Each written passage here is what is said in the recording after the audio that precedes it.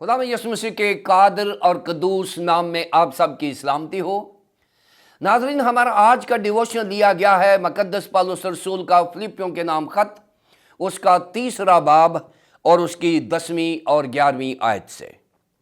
کلام مقدس میں یہ مرقوم ہے، اور میں اس کو اور اس کے جی اٹھنے کی قدرت کو اور اس کے ساتھ دکھوں میں شریک ہونے کو معلوم کروں، اور اس کی موت سے مشابہت پیدا کروں، تاکہ کسی طرح مردوں میں سے جی اٹھنے کے درجہ تک پہنچوں۔ کلام مقدس کے پڑھے اور سنے جانے پر خداوند کی برکت ہو، آمین۔ ناظرین، ہمارے آج کے ڈیووشن کا عنوان ہے عظیم خواہش، عظیم خواہش، گریٹ ڈیزائر۔ ناظرین، ان 2 آیات میں مقدس پالوس رسول اپنی مسیحیت کا تجزیہ کرنا چاہ رہا ہے، اور وہ بتا رہے ہیں کہ اب مجھے خداوند یسوع مسیح سے ملاقات کیے ہوئے 30 برس ہو گئے ہیں۔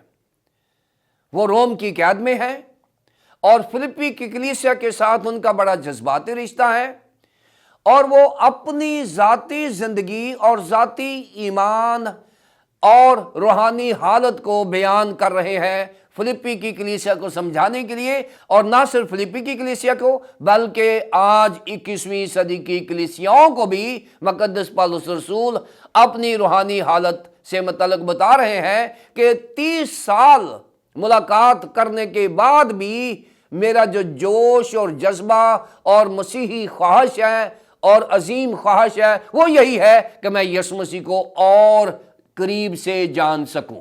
یہ لب لباب ہے، اور ان 2 آیات میں 4 P's کا سہارا لیا ہے۔ P فار پیرٹ، پہلا ہے P فار پیشن، دا پیشن، دوسرا ہے P فار پاور، اور تیسرا ہے P فار پارٹیسپیشن، اور چوتھا ہے P فار پرائز، یعنی پیشن، پاور، پارٹیسپیشن اینڈ پرائز۔ آئیے ہم ان کو باری باری دیکھیں۔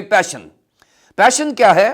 10ویں آیت میں، اور میں اس کو اور اس کے جی اٹھنے کی قدرت کو اور اس کے ساتھ دکھوں میں شریک ہونے کو معلوم کر سکوں، اور اس کی موت سے مشابہت پیدا کروں۔ ناظرین، یہ ایک عظیم خواہش ہے عظیم خادم کی، کہ اب اس کی مسیحیت کو، مسیحی ایمان کو 30 برس ہو گئے ہیں، اور ابھی بھی وہ اپنے آپ کو انکمپلیٹ سمجھتا ہے، نامکمل سمجھتا ہے، اور وہ چاہتا ہے کہ میں مزید اس کے قریب جاؤں اور میں اس کے ساتھ انٹیمیٹ رشتہ ڈیولپ کر سکوں۔ اور یہ جو انٹیمیسی ہے اس کو کہتے ہیں گناس کو معلوم کرنا، یعنی انٹیمیٹ ریلیشن شپ کو اس کو کہتے ہیں گناس کو۔ گناس کو جو ہوتا ہے یہ وہ علم ہوتا ہے جو مشاہدات پر نہیں بلکہ تجربات پر ہوتا ہے، کیونکہ علم 2 قسم کے ہوتے ہیں، یا تو مشاہدہ ہوتا ہے، کسی سے متعلق جاننا، اور جو تجربات ہوتے ہیں کسی کو جاننا، یعنی not about Christ but of Christ۔ مقدس پالوس رسول اپنے مسیحی ایمان کے 30 سالہ سفر کے بعد بھی ابھی وہ خداوند یسوع مسیح کو مزید جاننے کی کوشش کر رہے ہیں، اور یہ وہ رشتہ ہے جو ایک میل اور فیمیل کا شادی کے بعد ایک دوسرے کو جاننے سے بنتا ہے، گناس کو اس کو کہتے ہیں۔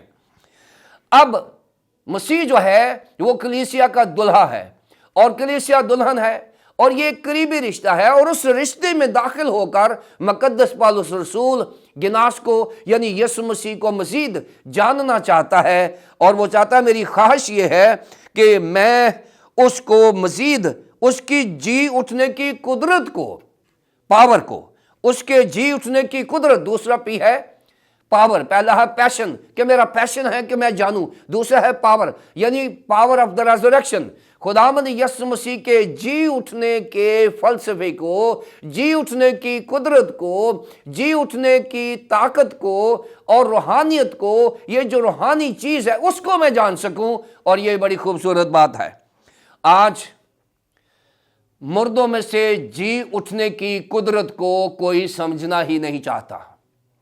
اور جو سمجھنا چاہتا ہے اسے مقدس پولس رسول کہتے ہیں، یا اسے خداوند یسوع مسیح کا شاگرد کہتے ہیں، جو ابھی بھی خداوند یسوع مسیح کی اس قدرت کو جاننے کے لیے مشتاق ہے، کریزی ہے کہ وہ جان سکے۔ کیوں؟